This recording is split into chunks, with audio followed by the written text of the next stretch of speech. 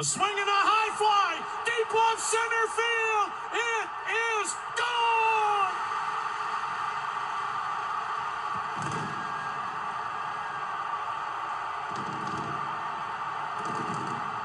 Hello, New York. Oscar Gonzalez sends the Guardians to the division series. A mob scene at home plate. A towering solo homer to left center to end this marathon incredible playoff game. Cleveland walks it off in the 15th inning on the rookie's blast to the bleachers in left center. And Cleveland, a 1-0 win in 15 innings today over the Tampa Bay Rays, and this place went bonkers. Man, what a hell of a ride. Cleveland Guardians. You couldn't have told me at the beginning of this season they would have been one game away from the American League Championship Series. But this young group led by Tito Francona, who I think we can all agree, maybe made a few mistakes here or there, but this team would have been nowhere without his leadership.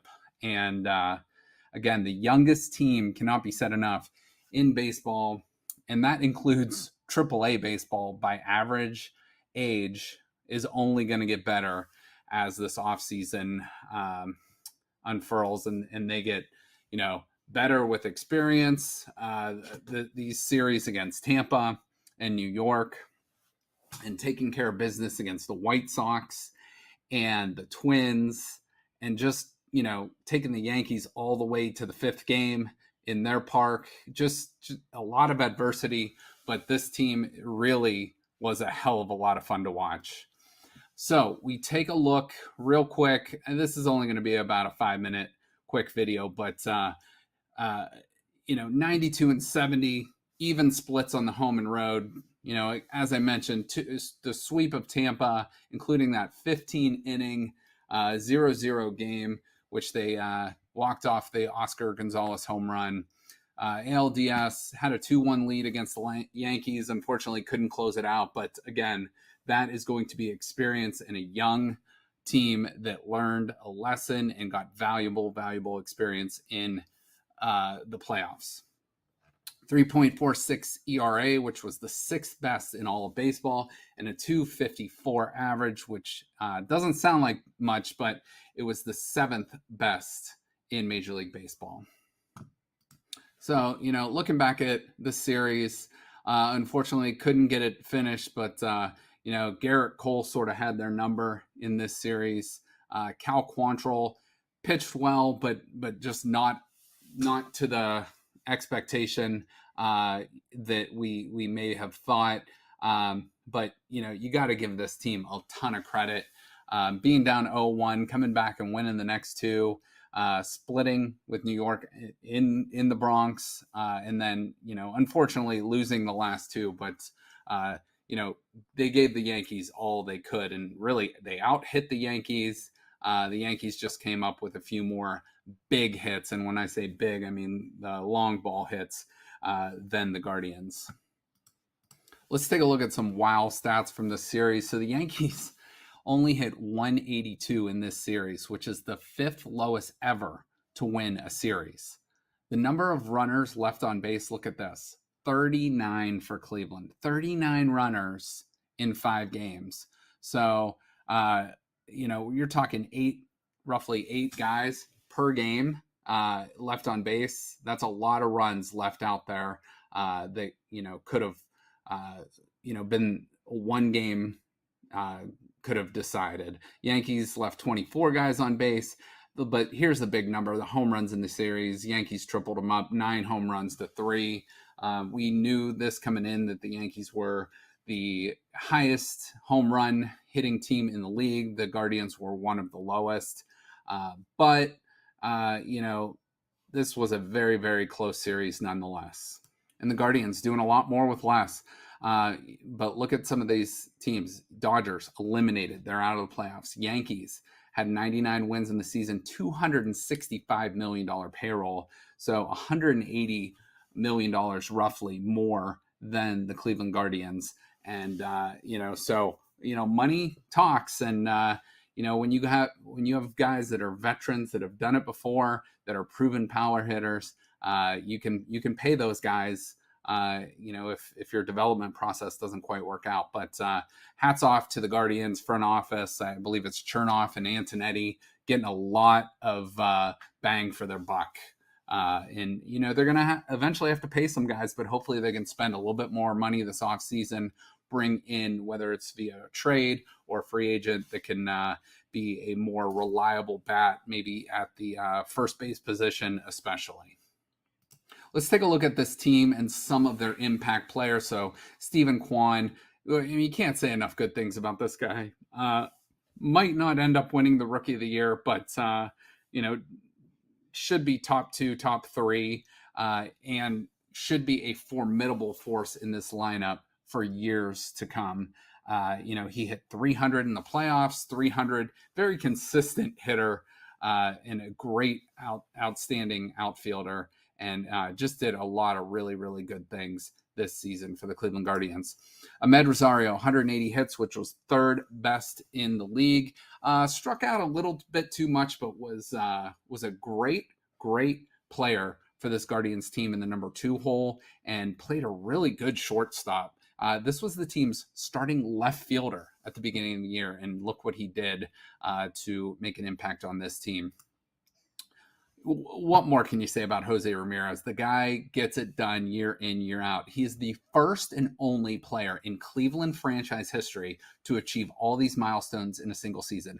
More than 120 RBIs, more than 25 home runs, more than 40 doubles, and 20 stolen bases in a season. No other Cleveland baseball player going back to, the beginning of the franchise has ever done that in the history of Cleveland baseball. So hats off to Jose Ramirez, who, the young guys take a look at this guy and see how he acts, see how he plays, and what a role model for this team to have for many years to come. Josh Naylor, obviously got the "Who's Your Daddy" chant going in the Bronx. And, maybe it was a little bit too much rounding the bases, especially when you don't have the lead against the other team's ace. But what can you say? Like, kind of the heart and soul of this team in a way. He's kind of one of those guys, you love him when he's on your team. You might hate him when he's on the opposing team. But solid numbers, and came back from an absolutely brutal leg injury at the end of last year. So hats off to Josh Naylor on a very, very solid season. Oscar Gonzalez, what can you say about this guy? He only played about, I would say about 40% of the season in the major leagues, but this rookie, 296, 11 home runs, 43 RBIs. That's in the regular season. In the postseason, 3 go-ahead hits in the postseason in the 9th inning or later. David Ortiz is the only player in history to tally 3 go-ahead hits in the 9th inning or later in a single postseason. Oscar Gonzalez now joins him in that feat. Another player is Andres Jimenez. What a player at second base, an all-star starter for the American League at second base. 297, 17 home runs, 69 RBIs. Just a solid player all around. Also 20 steals. But his WAR, which is wins above replacement, 7.2, 6th highest in all of baseball, behind guys like Shohei Ohtani and Aaron Judge. Just an unbelievable player for the team. And this was one of the main pieces, along with Amed Rosario, in the Francisco Lindor trade. Looks like a pretty good trade for the Cleveland Guardians going forward. And also, just a small note too, led the American League and set the new Cleveland Indians Guardians baseball team record with most hit by pitch in this season with 25. Shane Bieber, what can you say about this guy, the ace? And we all know we would have loved for him to start Game 5, but Francona went and erred on the side of caution with his previous shoulder injuries. But this guy is our ace, at least for the time being. I don't know his long-term plans, but should be the ace going forward next year for the Cleveland Guardians. 13-8, a sub-3 ERA, 200 innings, 200 strikeouts, and about a 1 whip, which is all fantastic numbers across the board. Tristan McKenzie, Dr. Sticks, what can you say about him? He is long, he is lanky, but he gets the job done. 11-11, not a great win-loss record, but a sub-3 ERA, inning eater, 190, 9 strikeouts per 9 innings pitched, and a sub-1 whip, which is fantastic. Cal Quantrill, and again, he struggled against the Yankees a bit, but he had an unbeaten streak at Progressive Field, which was 44 games, so 34 starts, 10 relief appearances, where he was 14-0. He lost game 4 of the ALDS to end that streak, but what an incredible run for him, and he's only going to get better too. 15-5 this year, 3.38 ERA, and modest strikeouts and whip numbers, but a very, very solid pitcher for the Guardians. And then finally, at the back end of that bullpen, Emmanuel Clase, the closer, Major League save leader with 42 saves in the regular season, 1.36 ERA, more than 9 Ks per 9 innings. I mean, he throws a 100-mile-per-hour cutter, which is just unbelievable, and 0.73 whip. So fantastic numbers for a fantastic player. And again, should only get better, hope to build on his success going into next season. And then just a few notes on some of these other guys that were real consistent. Miles Straw, Austin Hedges really did struggle at the plate for most of the season, but they are about as good defensively at their position as it gets. Luke Maile came in, was a solid backup catcher for the team.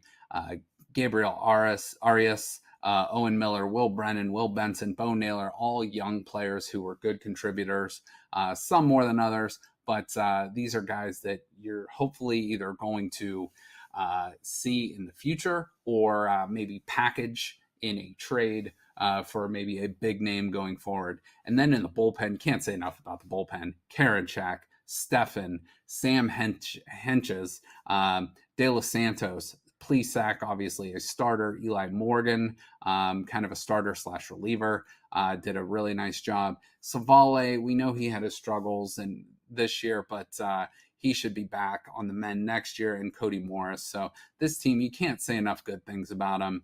And again, no one expect them to get this far, but hopefully they can build on their success next year and be even better going forward in 2023. Here it comes. A swing and a liner back up the middle, base hit into center. Here comes Quan. Here comes Rosario. The Guardians win.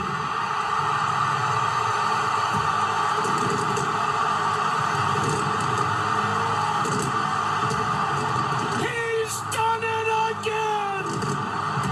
Oscar Gonzalez. A 2-out, 2-strike, 2-run single to center. Well, one season ends, one begins. So unfortunately, the Guardians season ended on Monday night Tuesday night. Now Wednesday night, October 19th, 7:30. Cavs tip off against the Toronto Raptors. So the wine and gold is back. A new look this year. We're going to talk about some of their players here in a minute, but October starts fast and furious. You got 1, 2, 3. You got like 6 or 7 games to go in October. So you got the Raptors, Bulls, Wizards, Magic, Boston Celtics, and the New York Knicks just in the month of October. So it's coming fast and furious. Make sure to follow the 330 Sports Show for all Cavs coverage. We're going to have a lot of information, good stats. So I'll put that on our social media pages. So make sure you're following 330 Sports Show. So looking at the Cavs over under wins is 46.5. You'd have to put up $120. It's a little bit juiced to win 100. So the betting numbers favors the over there, but we shall see. So the Cavs last year, their over under was like 26 or 27. And, they had that beat by the All-Star break. So this Cavs young team now comes with more expectations this year. They're going to be hopefully a top 6 seed. That's kind of the goal in the East, so you don't have to do that play-in tournament, but we will see what they do. Hopefully the Cavs are get off to a fast start and can avoid the injury bug, which kind of bit them late in the season last year. So taking a look at the kind of the ownership and the hierarchy in the Cavs system, Dan Gilbert, now the 6th most, I don't know how you want to say it, 6th most wealth in all of sports according to Sports Owners by Forbes. 2nd richest owner in all the NBA behind Ballmer of the Clippers. The general manager, Kobe Altman, has done a really nice job reshaping this team. And head coach JB Bickerstaff, who the players all seem to really like, was a holdover from the previous regime and stepped in on an interim basis 2 years ago and has really done a nice job. And if you can see, the post-LeBron era, 19-63, 19-46, 22-50, and now last year they doubled their wins from the previous season, 44-38. And that's a pretty solid record. But the Eastern Conference is a bit of a tough sledding this last season and looks to be this season as well. So we look at the Cavs major 4, their big 4, Fab 4, whatever you want to say. But you have Darius Garland, point guard all-star last year. Evan Mobley, the number 3 pick in last year's draft, runner-up to Rookie of the Year, probably should have been the Rookie of the Year last year, but kind of a unicorn with what he can do. He can handle, he can shoot, he can defend, he can score, he can do just about everything well. He is your stretch 4, your inside 5 if you need him, but he is a great defender, which rookies usually don't do too well in the NBA that early on. But this guy is he's just kind of a physical freak. So he is only going to get better as he puts on more weight and muscle and can develop that long 3-point shot. Jared Allen, an all-star last year. What can you say about this guy too? Heart and soul of the team, gets after everything, dives for loose balls, great rebounder, good shot blocker, can finish at the rim. And then you bring in an absolute stud scoring guard, combo guard, can play a little bit of point, but he's probably your off guard with Donovan Mitchell, kind of a do-it-all player. So the Cavs backcourt isn't very tall, but I mean, you look at Evan Mobley and you look at Jared Allen, and they could make up for a lot of deficiencies maybe on the wings and perimeter. So let's take a look at Donovan Mitchell. He has averaged 28.3, 5, and 5 in 39 playoff games in his career. Last year in the regular season, 26 points, 4 rebounds, 5 assists a game, 45% shooting, which is pretty good for a guard, and 36% from the 3-point line, and a steal and a half per game. He goes by the nickname Spida, and hopefully he can just keep up what he's doing these past several years. And a guy that brings in some playoff experience on a very, very young team.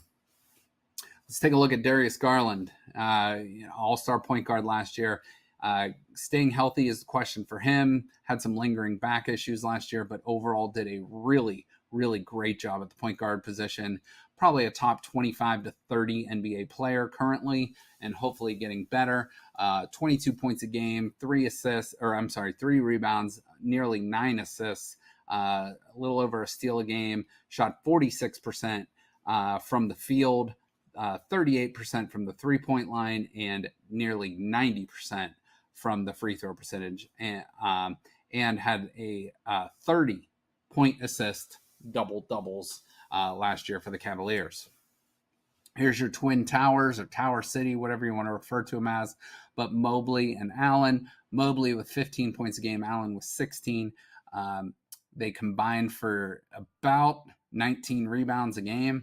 They combined for about 4 assists a game and 3 blocks per game. And they defended and affected a ton of shots last year, one of the best duos in the NBA, if not the best duo on defense in the NBA. Mobley shot higher than 50% last year, nearly 51%, and Jared Allen nearly 70% from the field last season.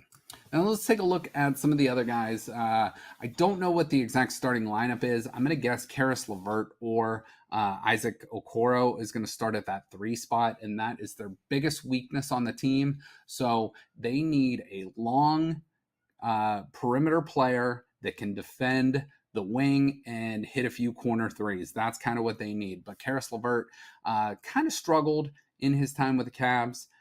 His points per game dropped. And again, you're putting a guy in a new position, asking him to do something different than what he's done in the past. But hopefully he can step up, play a big role for the Cavs going forward.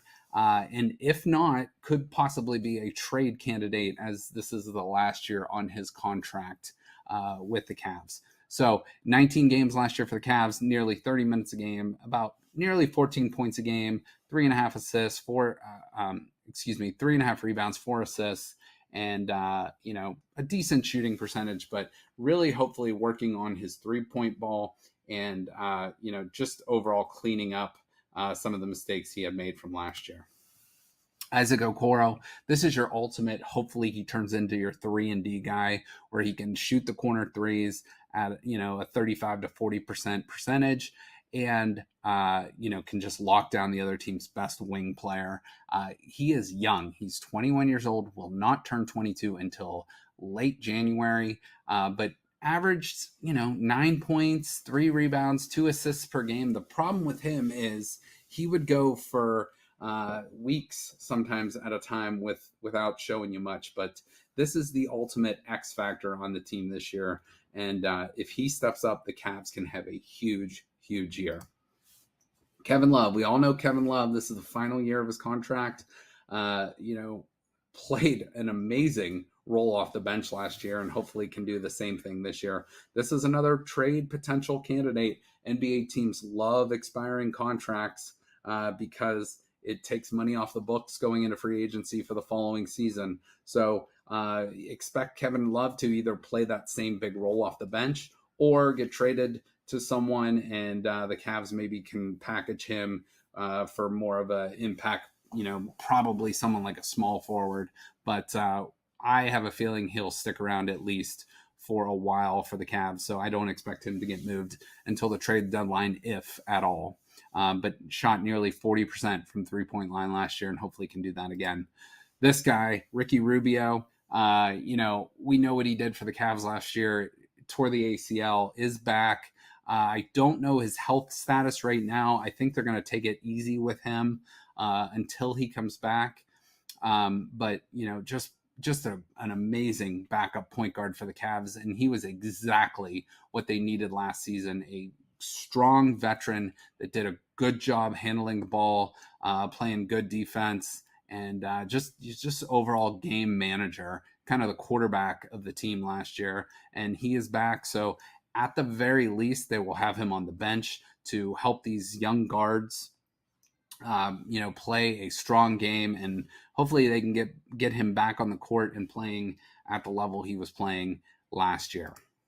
You got Cedi Osman, again, a non-guaranteed contract after this season, so another possible trade candidate. But again, another guy that's up and down, and he could be your 3-and-D guy if he can consistently shoot the ball and play solid defense. But when he played well, he played great, and when he played bad, he played awful. So just more consistency is what we're looking at Cedi. Lamar Stevens, kind of your lockdown defender, not really going to do a ton on the offensive end, but hopefully a developing player that can play, a few minutes here and there for the Cavs off the bench. Robin Lopez, he kind of reminds me of that guy from The Simpsons. Sideshow Bob, I think was his name, but a 7-footer that can come in, score you a few points, grab you a few rebounds, and honestly looks a little bit crazy. So maybe he can be your team bouncer or bodyguard, whatever you want to say, for some of these smaller guards. So Robin Lopez hopefully comes in and can do some things for the Cavs this year. Dean Wade, 5 points, 3 rebounds, 1 assist. A nice player. Got several starts last year before falling to injury, but a nice player that can, hopefully you only have to use a few minutes a game, but a nice player for depth purposes on this young Cavs team. Dylan Windler, a guy they drafted several years ago, late in the first round, just has not developed into the player or three-point shooter they had hoped. So hopefully, eventually, this clicks with him, and they can figure out what his role will be going forward. And this final guy they pick up from Oklahoma City, I think he's going to be, kind of another big body, can maybe play the center position if you're going small ball. Most likely a backup power forward for the Cavs. Mamadi Diakti, I probably butchered that name, but that is a look at some of the impact players on this Cavs team going forward. I'm not going to bore you with building the Cavaliers, but I did put a list together of some of the biggest moments since LeBron James' departure after the 2018 finals, and how their record has gone from 19-63 to 19-64 to 22-50 to last year's 44-38, and now to this year you bring in Donovan Mitchell, and you package that number 14 pick, Colin Sexton, Lauri Markkanen, and 3 first-rounders. So they gave up a lot, but they hope to get some bang for their buck back these next few years with Donovan Mitchell and this young Cavs core. So that's our look at the Cleveland Cavs before opening night. Let's get it done and let them know, and let's have some fun. And again, make sure to follow the 330 Sports Show for Cavs news, updates, and I like to throw just some fun stats at you. So if that's something that interests you, you can watch the whole show, or you can just follow our social media pages and get some interesting nuggets to go in for your Cavs news and notes. Thanks everybody for watching. We will talk to you soon. Enjoy your weekend. Drop my needle.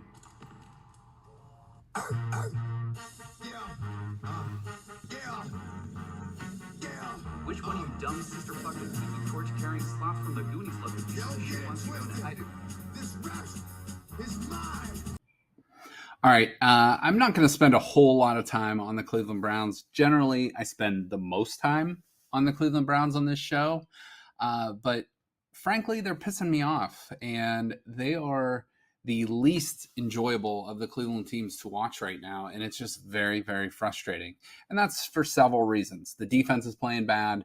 The offense just can't get it done in big spots, it seems like. The special team stinks, and you can't beat backup quarterbacks. I mean, look at this. The Browns are 2-4 this season. Okay, 2-4. They get their butts whooped by the Patriots 38-15. So this year, the quarterback gauntlet that they've had to face, Baker Mayfield, one of the worst quarterbacks in football this year, Joe Flacco, a backup, and his starter in front of him, Zach Wilson, isn't doing much better. Mitch Trubisky, had to come in and relieve Kenny Pickett after he got hurt, but Mitch Trubisky isn't lighting the world on fire. Marcus Mariota, yeah, sure, he won the Heisman like 8 years ago, but that's college. This is the NFL, has not done much. Justin Herbert, obviously a great elite quarterback. So, and that's the one you held in check, really. Besides, Flacco had a better game than Herbert.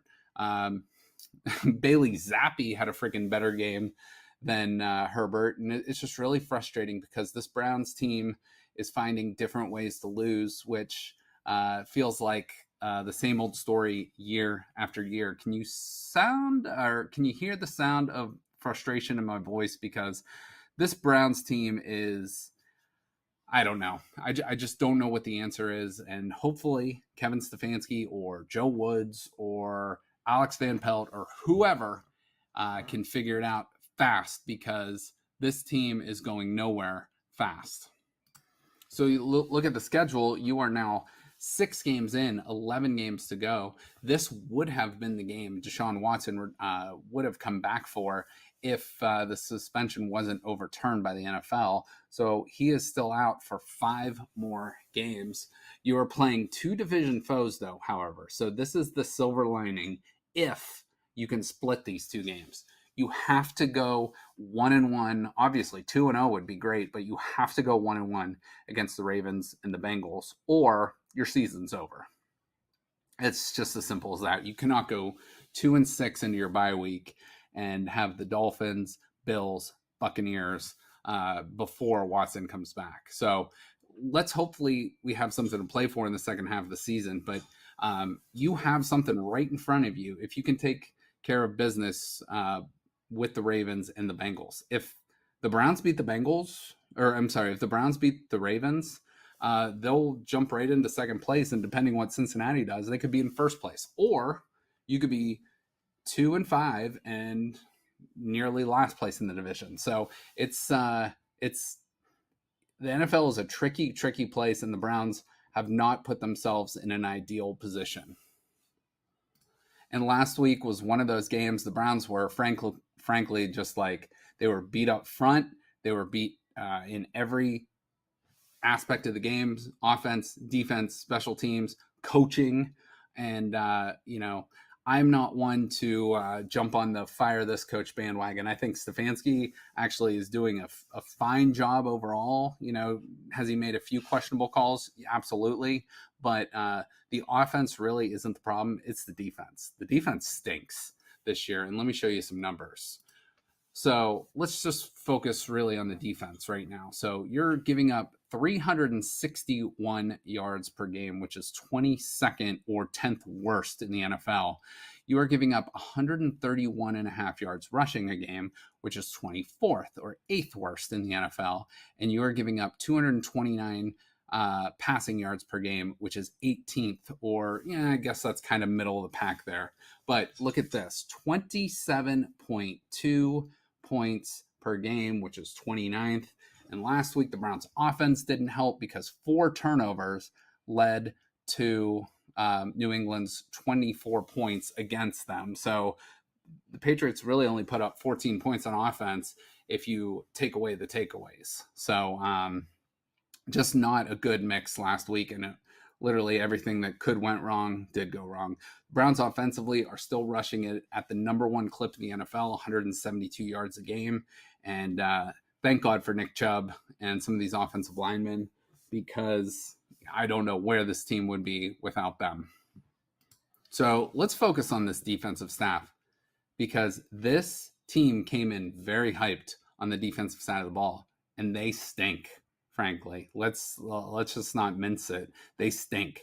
Joe Woods, defensive quality control, Jeff Anderson, run game coordinator, Ben Bloom, defensive assistant, Zach Dunn, passing game coordinator, defensive backs, Jeff Howard, defensive line, Chris Kiffin, assistant defensive backs, Brandon Lynch, linebackers, Jason Tarver, assistant defensive line, Jordan Thomas. None of them are getting the job done. And I'm not saying they're not working hard, but whatever they're doing ain't working. So this is unacceptable performance by a very talented defense, or maybe the defense just isn't as talented as we thought going into this season.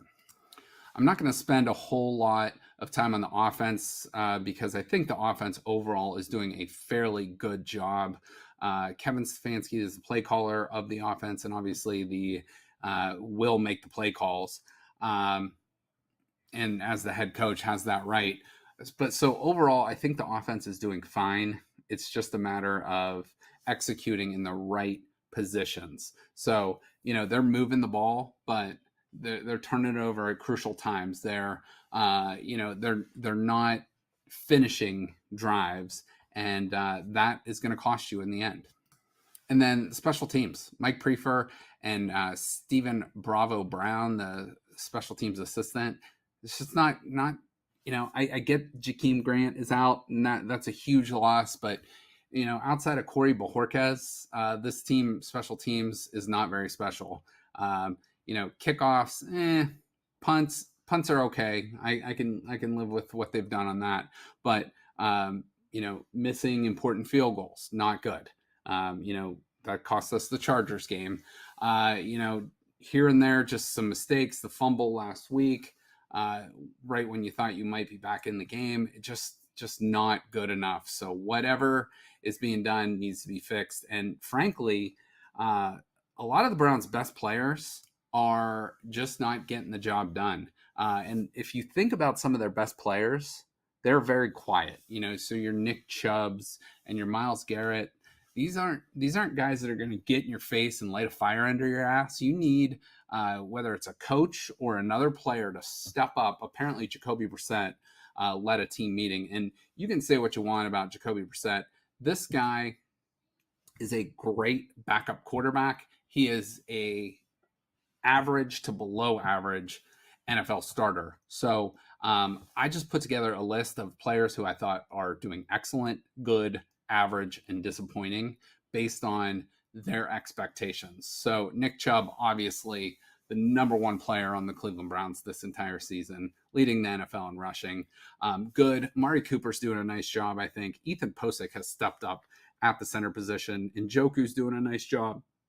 He's a really good blocker, and offensively, he is starting to be a little bit more sure-handed in the passing game. Jack Conklin's doing a nice job coming back from injury. Kareem Hunt at running back is doing kind of exactly what you would thought he would do. And then in the average, Jacoby Brissett, he's doing a serviceable job. That's what his job is. Donovan Peoples-Jones, we see flashes from him, but not consistent yet. Jed Wills, same thing with him. Harrison Bryant doing an okay job. David Bell, I think, could be a nice impact player going forward, but just haven't seen enough from him this year. And Wyatt Teller doing an okay job, but is really, really good in the run game, but struggles a little bit in the passing game. And I always point back to that holding call on, I believe it was 2nd and 1 in the Atlanta game, and we had to settle for 3. That really, really hurt the Browns. And, one play doesn't make a player, but, I really think he could get better in the passing game. And he was a little nicked up after the last game, so hopefully he is not out an extended period of time. And then Anthony Schwartz, do we even need him on the roster anymore? He is just taking up someone's 53-man spot. I think we could bring in a veteran and just cut ties with this guy, because I get his speed is great, but quarterbacks don't trust him. And when the ball does get to him, you're holding your breath to whether if he's even going to catch it. So Anthony Schwartz was a project, and I get it, because you can't coach speed like that. But what is he bringing this team? Right now, the answer is nothing. And then on the defensive side of the ball, I am completely disappointed with this team, and this side of the ball especially. But I'm going to start with the excellent players. Anthony Walker Jr., who obviously is now out for the season, was playing great football at a Pro Bowl level before he was injured. And Martin Emerson Jr., the very first pick for the Browns in this year's draft out of Mississippi State, he is playing great football at the cornerback position. Has he got beat a time or two? Yeah, but he's playing bump and run coverage against some of the better receivers again on the other team, and he's doing a very, very nice job being thrown right into the fire this year. A good job this year, Taven Bryant, Greg Newsome, and Sione Takitaki. Takitaki is great against the run. Greg Newsome, has made a few mistakes here and there, but overall playing really good. Myles Garrett, he again shows flashes, but he just doesn't take over the game like you would expect a guy in his position to. So that's why I put him in the okay and average. I mean, he is playing good football, but he's not playing to that elite level that we would expect. Jordan Elliott, he's been okay. Clowney just can't stay healthy. Alex Wright, we haven't seen enough of. Denzel Ward, a little bit disappointing. John Johnson, yeah, I mean, he's good. He's just not doing anything to light the world on fire. Ronnie Harrison, okay. Then let's get to the disappointments. I mean, there's so many on this defense right now, starting with Grant Delpit. He is awful in coverage so far this year. I don't know what's going on with him. JOK, who was, I think after week 1, was the number 1 graded linebacker, and now he is not doing so well. Jacob Phillips, again, shows flashes, but nothing great. Togi, I just don't know if he is NFL caliber at the defensive tackle. Perrion Winfrey shows flashes again. A lot of these guys show flashes. And then Greedy Williams, I'm just putting in the disappointing category because he's injured all the time. And I think if he could stay healthy, he could be the player the Browns thought. But right now, he's just not getting the job done. So we take a look real quick one more time at the AFC North last week. This week, Ravens 3-3. They lost to the Giants last week, and this week they will host the Browns. The Bengals last week beat the Saints in a high-scoring game. This week we'll host the Atlanta Falcons. That should be a pretty good game. The Browns, we know they lost to New England, just got beat bad. This week they traveled to Baltimore in a big game for both teams. And the Steelers 2-4 last week somehow knocked off Tampa Bay. And this week we'll take on the other Florida team. This time they will travel to the Miami Dolphins. Do want to give credit to Myles Garrett for breaking the Cleveland Browns all-time sack record, surpassing Clay Matthews, and a long time ago surpassed Michael Dean Perry. But those are the top three players on Cleveland's all-time sack list. So congratulations to Myles Garrett. And let's get that number way up where it's going to be unbreakable for the foreseeable future. And another positive I want to focus on is Nick Chubb. I mean, this guy is just the best back in the NFL. 110 carries, 649 yards, 5.9 yards a rush, 108.2 yards per game, 7 touchdowns. And he has 21 rushes of 10 or more yards this year, which is just fantastic. So credit to him and that offensive line and tight end group for setting some good blocks for him. So the league leaders in rushing, Chubb is at 653, Saquon Barkley 616, Josh Jacobs, surprisingly for the Raiders, 490, Miles Sanders 485, and then look who's number 5, Lamar Jackson 451, who the Browns will take on at the quarterback position for the Baltimore Ravens this coming week. So that is a look at the NFL league leaders in rushing and some Browns news. Now let's go into my NFL picks to click for week 7. Now on this pick, I just want to make sure everyone knows I did add in the spreads this week so you can kind of just see what they are, but I gave you I put the favorites listed, and then I picked, I'm picking these games straight up. So straight up, I'm going with the Saints. I'm going with the Ravens. Hopefully that's a reverse jinx there, and the Browns can get that done. I'm going with the Packers. I'm going with the Buccaneers, the Bengals, the Cowboys, the Giants, the Titans. That should be an interesting game. The Raiders. I'm going with the Jets over the Broncos.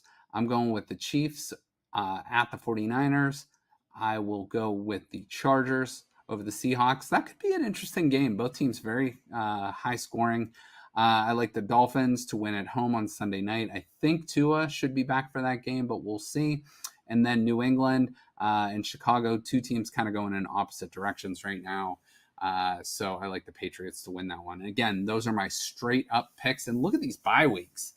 The Rams, the Bills, the Eagles, and the Vikings. So a lot of people probably hurting in their fantasy leagues. A lot of really good offensive talent on all of those teams that aren't playing this week. And so a pretty elite teams off on the bye weeks this week. So that is a look at the NFL.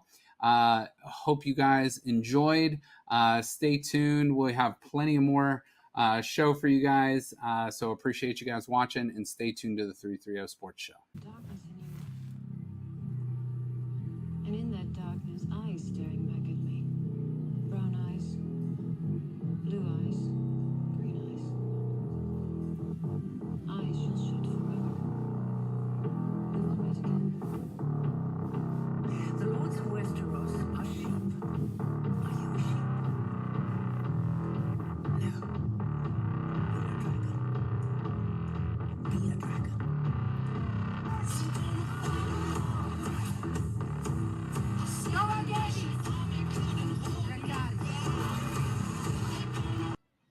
All right, let's get into our Ohio State Buckeyes, Iowa Hawkeyes preview for this weekend. Game 7 for the Buckeyes, Week 8 of the college football season, October 22nd, 2022. This will be the big noon kickoff on Fox with Joel and Gus. Iowa comes in as the number 7 ranked overall defense in the entire country, only 264 yards per game. However, they come in as the worst, if not the worst, one of the worst, but by yards per game, the worst offense in the country at 239 yards per game, number 131 overall. So a big contrast on one side of the ball compared to the other. Ohio State, however, look at these numbers. The number 5 overall defense currently in the country by yards per game, 253 yards per game. They are the number 2 offense in the country, 544 yards per game. This is pretty incredible.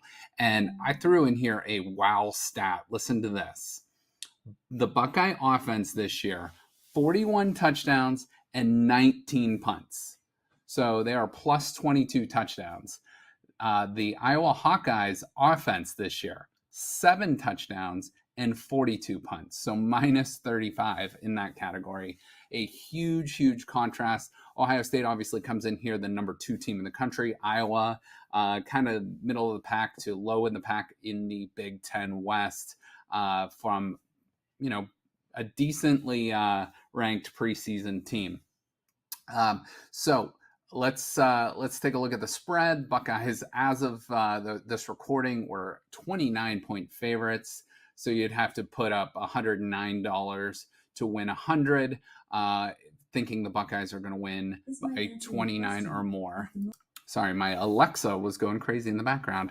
And then the over-under for this game is 49 points. So you'd have to wager $112 to win 100 on a bet to go over the 49. And that should be interesting. I really don't expect Iowa to put up many points, but the question is, how many will this Buckeyes offense be able to muster up against the pretty stout Iowa defense? We take a look at the Ohio State schedule, halfway done. Notre Dame, Arkansas State, Toledo, Wisconsin, Rutgers, Michigan State, all down. The other half of the season to go. You take care of business in the first half, and now the second half looks like this. Iowa, Penn State, Northwestern, Indiana, Maryland, and Michigan to close out the regular season. And Ohio State looking very, very strong so far this year. But, you have to take it 1 week at a time. All right, midterm report. Ohio State offense is right up there, tops in the country. Nearly 49 points a game, number 1. Second in yards per play. First in touchdowns on the offensive end. Second in yards per game. Defensively, look at these. This is where it's hugely improved, and they are number 5 overall as an entire defense, but number 10 in points allowed, 15.7, doing a good job in points per play, only giving up 11 touchdowns on the season and 254 yards per game, which is now 5th best in the entire country. Let's take a look at the number 1 Heisman favorite going into week number 7 for him, or game number 7, week 8 for CJ Stroud. Putting up some big numbers this year, a 8-to-1 touchdown to interception ratio this year, 24 touchdowns to 3 picks, averaging about 290 yards a game and 71 completions. That is CJ Stroud. And again, putting up huge numbers without his number 1 weapon, Jackson Smith-Njigba. The Buckeyes, I have not heard any news on Jackson Smith-Njigba, except for they were hoping to get him back after the bye week. So hopefully that's this week against Iowa. If not, hopefully next week in Happy Valley against Penn State. But this season, this was a guy that had 95 catches last year, has 4 catches and 36 yards on something like 30 snaps this entire season. This was a guy that was supposed to be right up there for the top receiver in the country. So if you can infuse him into that wide receiver room, get him back healthy, this guy can do special things. And you're putting, instead of your best corner on Marvin Harrison or Emeka Egbuka, now that guy most likely goes to Smith-Njigba, or Smith-Njigba gets a mismatch in the slot against a lesser team. So taking a look at that three-headed monster without Smith and Jigba, Ibuka, Harrison Jr., and Fleming. Emeka Ibuka is right up there as one of the leaders in the entire country in yards. And Harrison leads the NCAA, at least as of last weekend, with 9 touchdown receptions. And look at these. These are not just like little dink and dunks. These are down the field. Ibuka, 19 yards a catch. Fleming, 15 yards a catch. And Harrison Jr., 17 yards a catch for the Buckeyes. All right, let's take a look at the Big Ten standings heading into week number 8. You got the Buckeyes 6-0, Michigan 7-0, and Penn State 5-1. They are the leaders in the East, and those are the 3 ranked teams in the East. Buckeyes number 2, Michigan number 4, and Penn State number 16 after a beatdown from Michigan last weekend.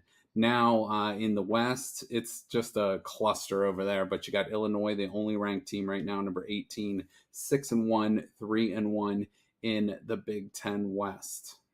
And then taking a look at the matchup for your Saturday slate this weekend in the Big Ten. First of all, you got 4 teams on bye.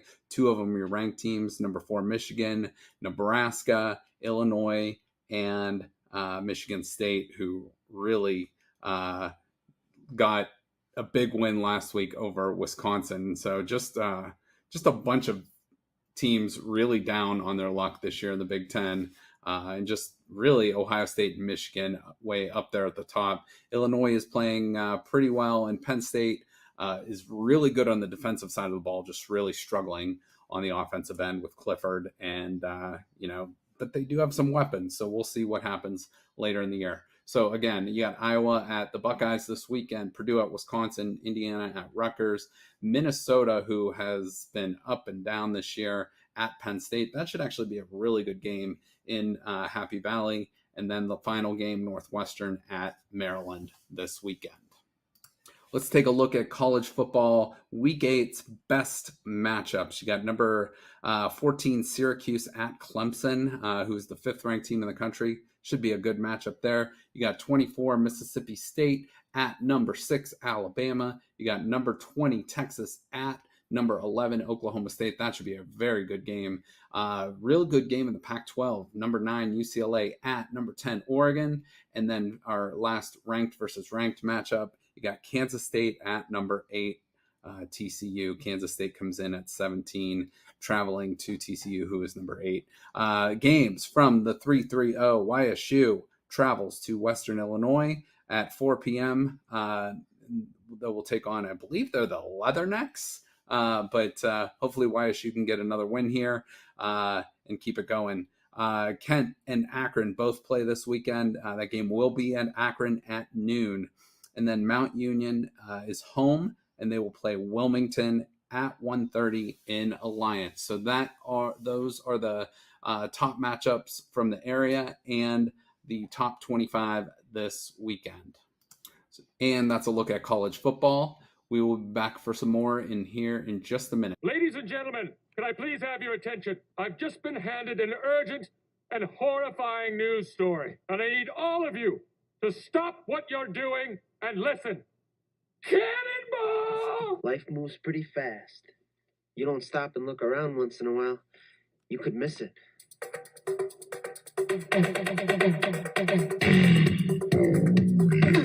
Let's talk about something important. Put that coffee down. Coffee's for closers only. A, B, C. A, always, B, B, C, closing. Always be closing. Always be closing. They've done studies, 60% of the time, it works every time. No. No. No. No. No. No. No. Hell no. No. No. I refuse. No. I have come here to chew bubblegum and kick ass. On, wax off.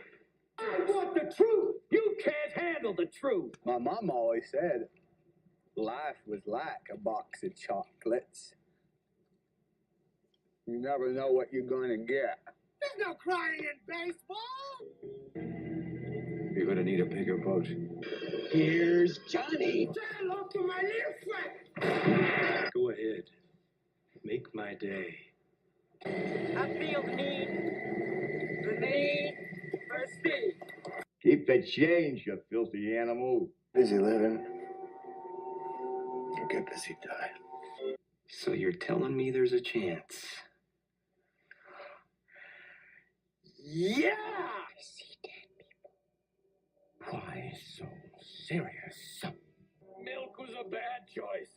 Paul, why didn't you just go home? That's your home. Are you too good for your home? Answer me. It might be a tumor. It's not a tumor. Nobody makes me bleed my own blood. Let's put another shrimp on the barbie. Oh, Freddy Pyle! ¿Cómo se llama? No, Kelly Clarkson! Hello! Oh yeah, you can milk anything with nipples. I have nipples, Greg. Could you milk me?